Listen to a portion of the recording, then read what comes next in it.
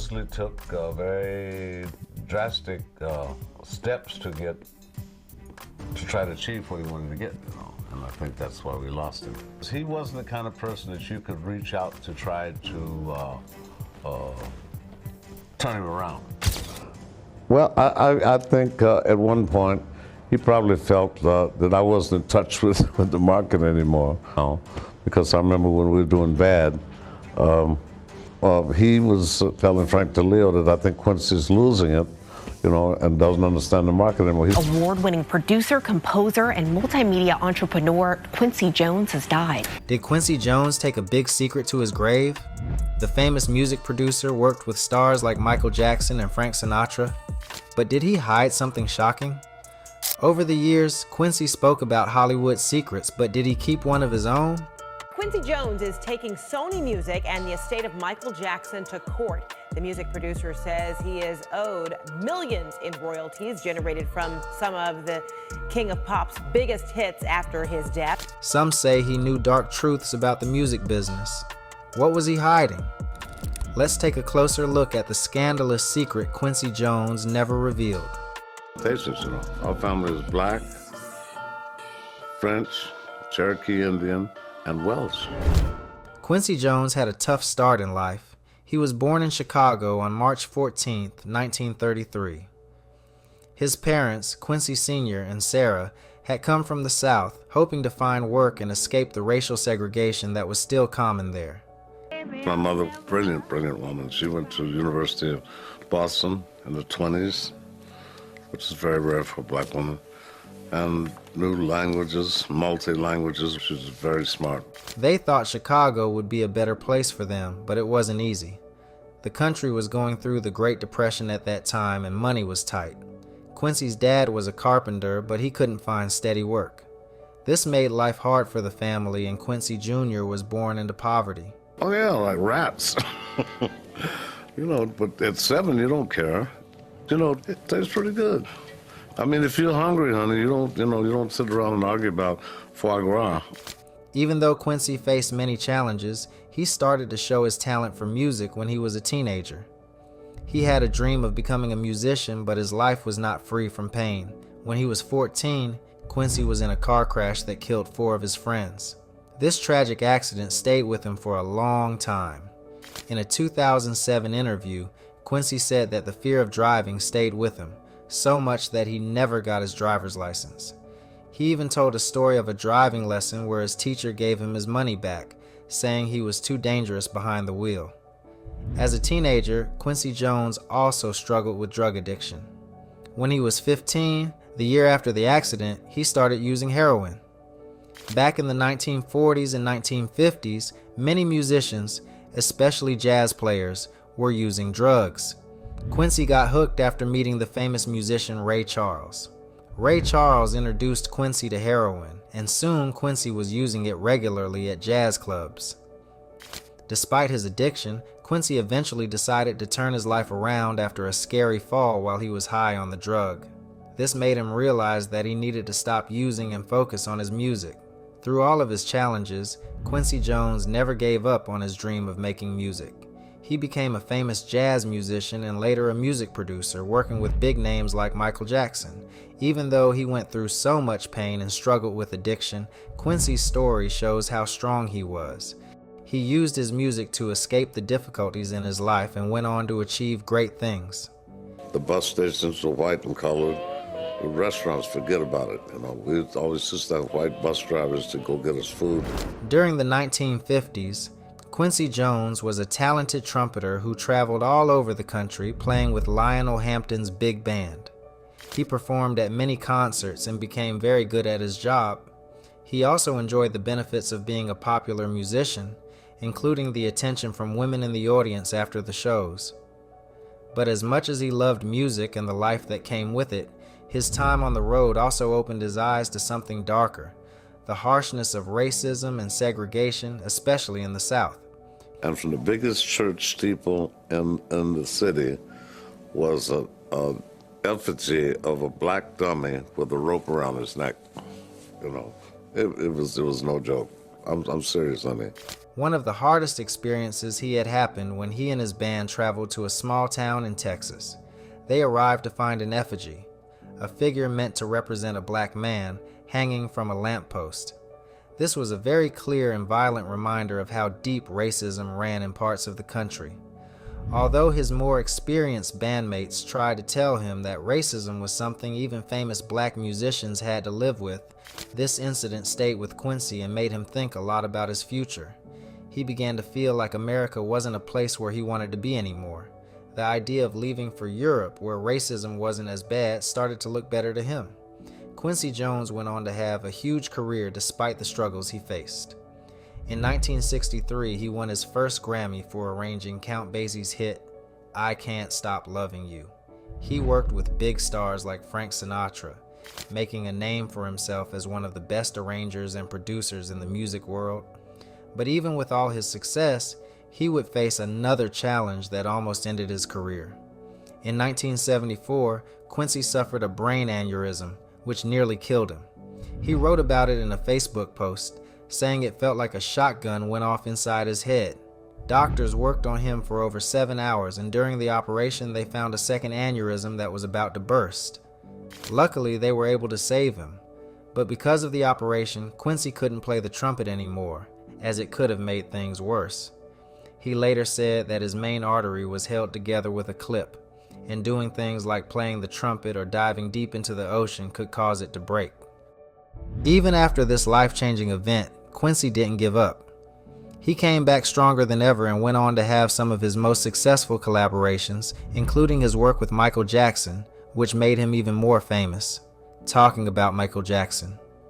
It was terrific. It's something I always wanted to do. And it was a lot of fun working with all the greats, Sidney Lumet, Quincy Jones. Quincy Jones and Michael Jackson were an unstoppable duo.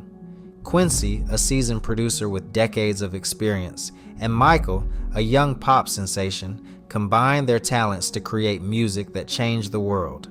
Together, they crafted Off the Wall, a smash hit that marked Michael's breakthrough as a solo artist. But that was only the beginning. Their collaboration on Thriller would go on to sell over 66 million copies worldwide, becoming the best-selling album of all time. Yet behind the scenes, cracks were starting to show.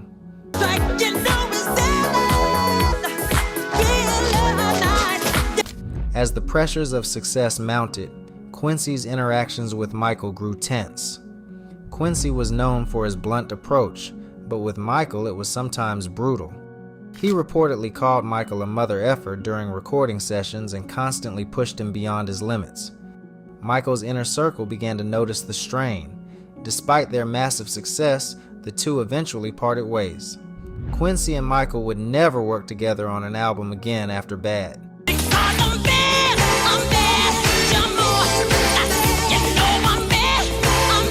And in 2017, Quincy dropped a bombshell.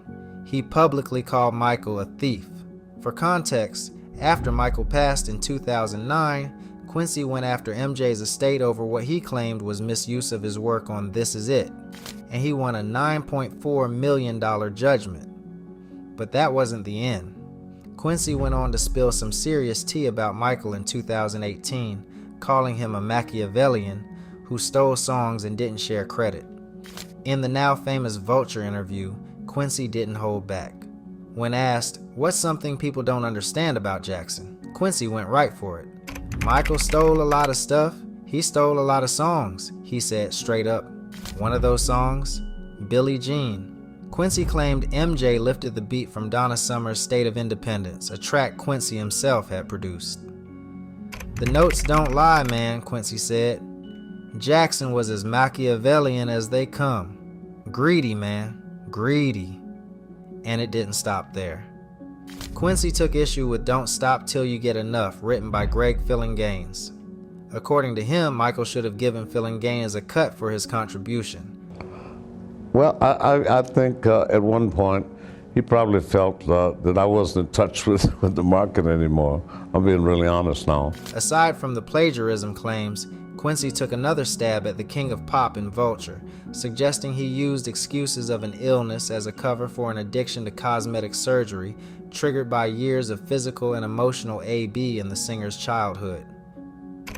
He had a problem with his looks because his father told him he was ugly and AB'd him, the producer claimed. Michael's alleged AB'er, his father, Joe Jackson, who died in June 2018, responded to statements questioning his son's legacy by calling Quincy jealous of his son's talent. He also pointed the finger at any plagiarism at Quincy for producing the songs. He says my son stole it, but he was the producer on both Billie Jean and State of Independence. So if anybody is wrong, it would be Quincy, the elder Jackson said. He, however, did not comment on the assertion that he had AB'd his child. In the same interview, a second unnamed family member suggested that Quincy was still bitter because Michael had lobbied against the producer getting a Grammy for the Thriller album in 1982. Michael did all of the work, the source said. It's his music, and everyone knows Michael's sound, and Thriller was all Michael Jackson.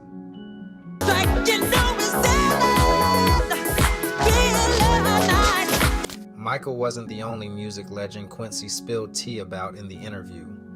Opening that rock music was just a white version of rhythm and blues.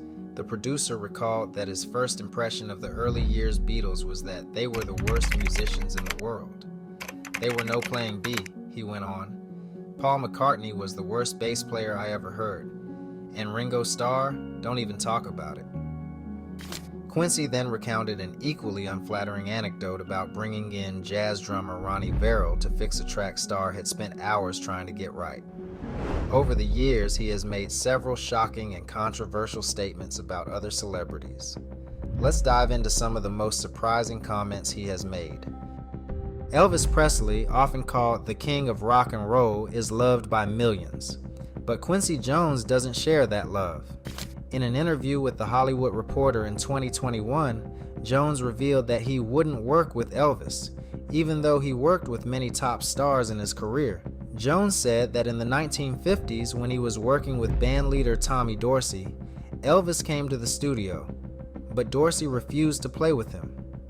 Quincy also made it clear that Elvis had a reputation for being racist, which he didn't like. To make things worse, Quincy said that Elvis was always coached on how to sing by a man named Otis Blackwell, though Blackwell later denied ever meeting Elvis. Quincy didn't hold back in another interview with the GQ where he bluntly said MF couldn't sing.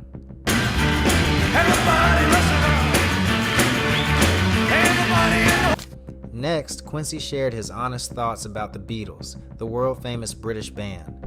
Quincy wasn't impressed with their musical skills. In fact, he called them no-playing MF. He said that Paul McCartney was the worst bass player I ever heard, and he had no praise for Ringo Starr either.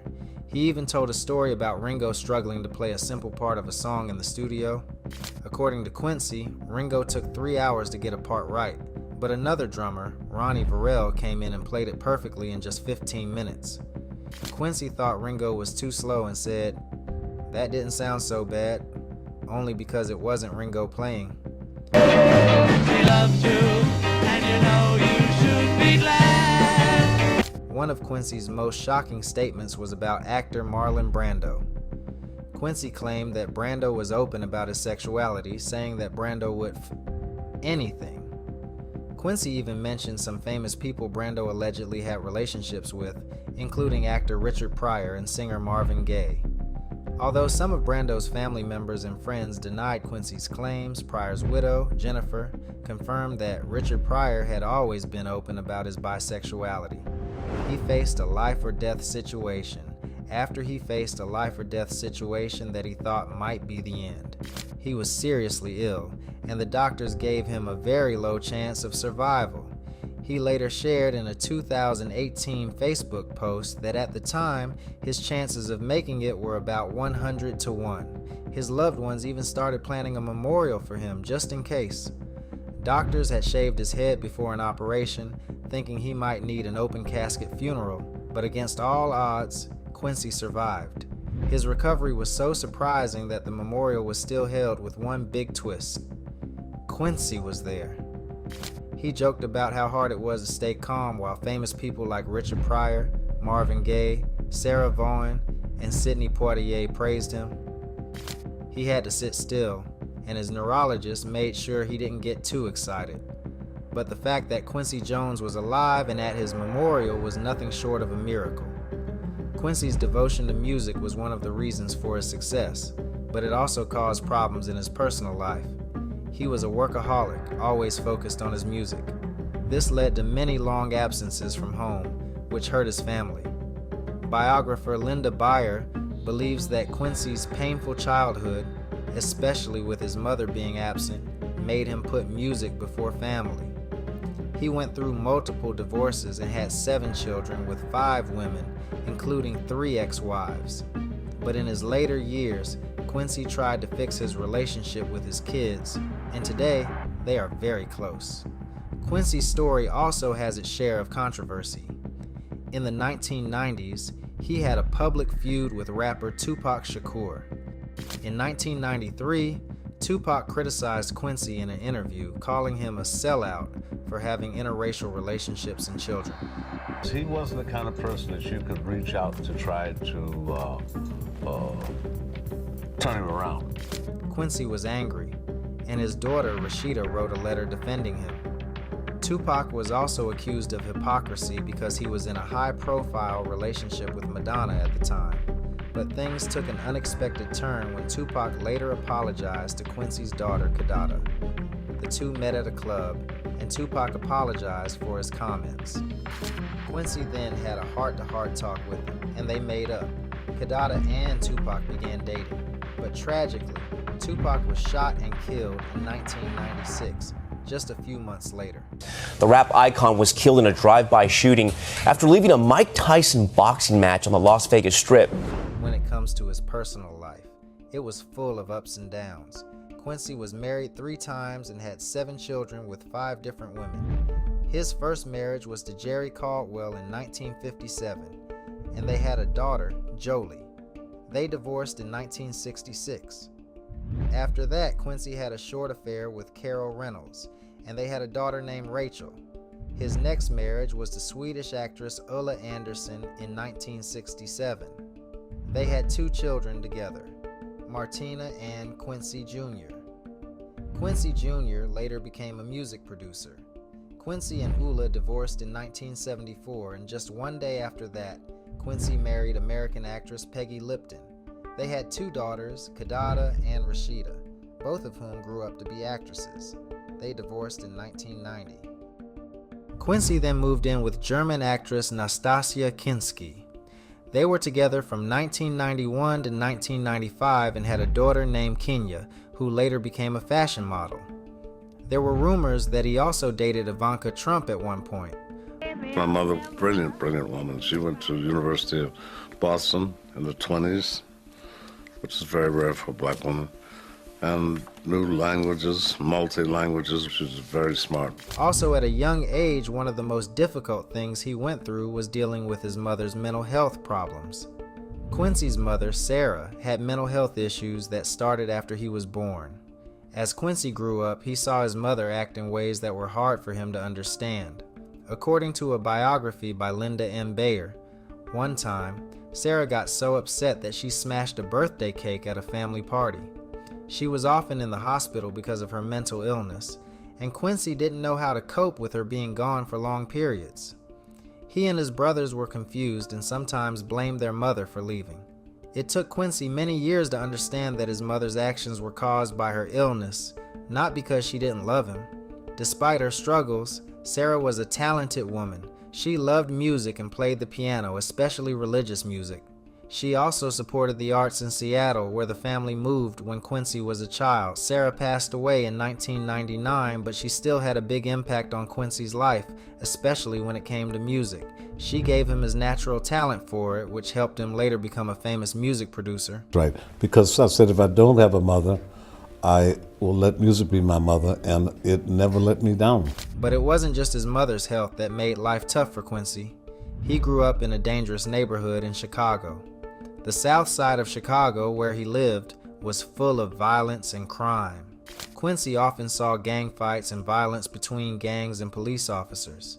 His brother, Lloyd, remembered seeing a dead body hanging from a telephone pole with an ice pick still stuck in it. Quincy saw so much violence that he started to see it as part of life. He even got hurt as a child. Once he was stabbed with a switchblade and nailed to a fence when he was just 7 years old.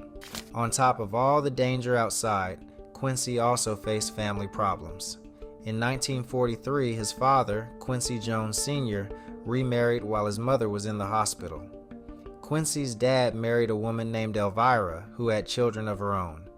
They moved to Seattle with Elvira's kids, but things didn't get easier. The family lived in 2 small rooms with 10 people. Quincy felt alone and out of place in Seattle because he was the only black child in his school. But looking back, Quincy later said that moving to Seattle was the right thing for the family. When his mother got out of the hospital, she also moved close to Seattle so she could be near her children. I never know when Quincy's done the things, you know. I read about it in the paper, I go, oh, God, he did that. I didn't know, you know, like Fly Me to the Moon, I didn't know. On November 3rd, 2024, the world lost a music legend. Quincy Jones passed away at his home in Bel Air, Los Angeles at the age of 91. His publicist confirmed the sad news, and later it was revealed that he had died from pancreatic cancer. He was laid to rest at Hollywood Forever Cemetery in Los Angeles. Tonight here, celebrating an icon, Quincy Jones, his work with so many stars from Frank Sinatra to Michael Jackson. Quincy Jones was more than just a musician. He was a leader, a trailblazer, and a man who used music to bring people together. His impact on the entertainment industry and the world will never be forgotten. He worked with some of the biggest names in music and film, and his influence shaped generations of artists. Jones had a long and successful career. He was the first African American to be nominated for an Academy Award for Best Original Song in 1968. That same year, he was also nominated for Best Original Score, making history. In 1971, he became the first black person to be the musical director and conductor of the Academy Awards. His achievements continued throughout his life, and in 1995, he received the Jan Hirschholt Humanitarian Award. Over his career, he earned 7 Oscar nominations, proving his talent and dedication. After his passing, many famous people shared their love and respect for him. President Joe Biden called him a great unifier who believed in using music to bring hope. Former President Barack Obama praised him for breaking barriers in the entertainment business. Former President Bill Clinton said Quincy Jones changed the face of the music industry forever. Vice President Kamala Harris called him a trailblazer and honored his fight for civil and human rights. Many celebrities also shared their condolences, including Steven Spielberg, Whoopi Goldberg, Oprah Winfrey, Morgan Freeman, Ron Howard, and Will Smith. Musicians like Paul McCartney, Elton John, Stevie Wonder, Lionel Richie, John Legend, Lenny Kravitz, and The Weeknd also paid tribute to his legacy. Brazilian musicians Simone and Milton Nascimento were close friends and worked with him on his latest projects. Japanese composer Joe Hisaishi even chose his name as a tribute to Jones. Quincy Jones was not just an entertainer, he was also a humanitarian. He used his success to help others and was deeply involved in causes that supported civil rights, education, and hunger relief. His work helped bring awareness to important issues, and he never stopped using his influence for good. His contributions to music, film, and social causes will be remembered forever. He opened doors for black artists and executives and inspired countless musicians. His ability to blend different styles of music and bring people together made him a legend. The world will always celebrate his work and his kindness. Rest in peace, Quincy Jones. Your music, your vision, and your heart will never be forgotten.